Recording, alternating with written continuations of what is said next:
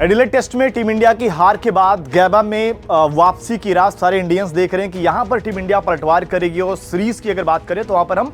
2-1 से बढ़त बनाएंगे और सबकी नजरें टीम इंडिया में सबसे ज्यादा अगर बात करें तो जसप्रीत बुमराह पर है, जो इस वक्त अच्छे फॉर्म में भी हैं और पहली पारी में उन्होंने 5 विकेट भी निकाल कर दिए हैं। लेकिन एक ऐसा कमेंट ऑस्ट्रेलिया की तरफ से आता है जो कहीं ना कहीं सबसे ज्यादा चर्चा का विषय बन जाता है। बात ईशा गुहा के कमेंट की कर रहे हैं, जिस पर अगर आप देखेंगे सोशल मीडिया पर चाहे पूरा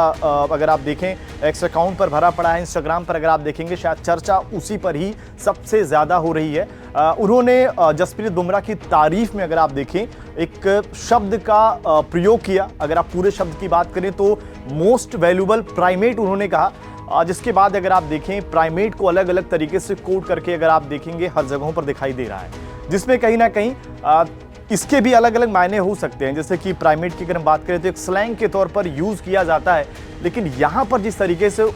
ईशा गुहा ने यूज किया उस पर चर्चा बन गई, क्योंकि ऑस्ट्रेलिया और अगर हम भारत की बात करें तो जिस तरीके की सीरीज होती है और जिस तरीके से मंकी गेट कांड हुआ है उसके बाद तो यहाँ पर हर एक शब्द पर लगभग सोशल मीडिया पर सबकी नजरें होती हैं। लिहाजा प्राइमेट शब्द जो कि अगर आप देखें कई जगहों पर अगर आप देखें बंदर या लंगूरों के लिए यूज किया जाता है, उसको यहाँ पर जिस तरीके से उन्होंने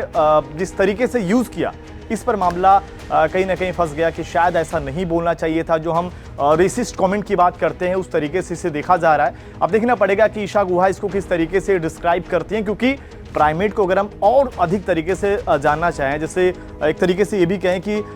मनुष्य जो है वो बंदरों की ही प्रजाति का ही है, लेकिन अगर आप देखें किसी की तारीफ में अगर आप उसके मुंह पर ही बंदर बोल देंगे तो शायद किसी को भी अच्छा नहीं लगेगा। तो ये संदर्भ इसके जरूर यहाँ पर निकलकर सामने आते हैं। ये मामला भी शायद सबसे ज्यादा बढ़ सकता है जो सिराज और हेड की लड़ाई से भी ज्यादा, क्योंकि ऑस्ट्रेलियन क्राउड जो है उसको आपने देखा होगा कि सिराज की उस गलती को पकड़कर लगातार बू करते जरूर आपको दिखाई दे रही है इस हर स्टेडियम में, चाहे एडिलेड की बात करें या फिर गैबा में। अगर आप देखें पहले दिन से ही लगातार उसी पर ही बात चल रही है, क्राउड जो है वो सिराज के खिलाफ बू करते नजर आता है। लेकिन अब इस पूरे मसले पर ऑस्ट्रेलिया कैसे डील करता है और ईशा गुहा की उस सफाई में क्या कुछ कहा जाता है उस पर पूरे इंडिया की नजरें रहने वाली है। तो देखते हैं क्या कुछ होता है आगे। बाकी इस पूरे कमेंट को आप कैसे देखते हैं, कमेंट करके जरूर बताइए।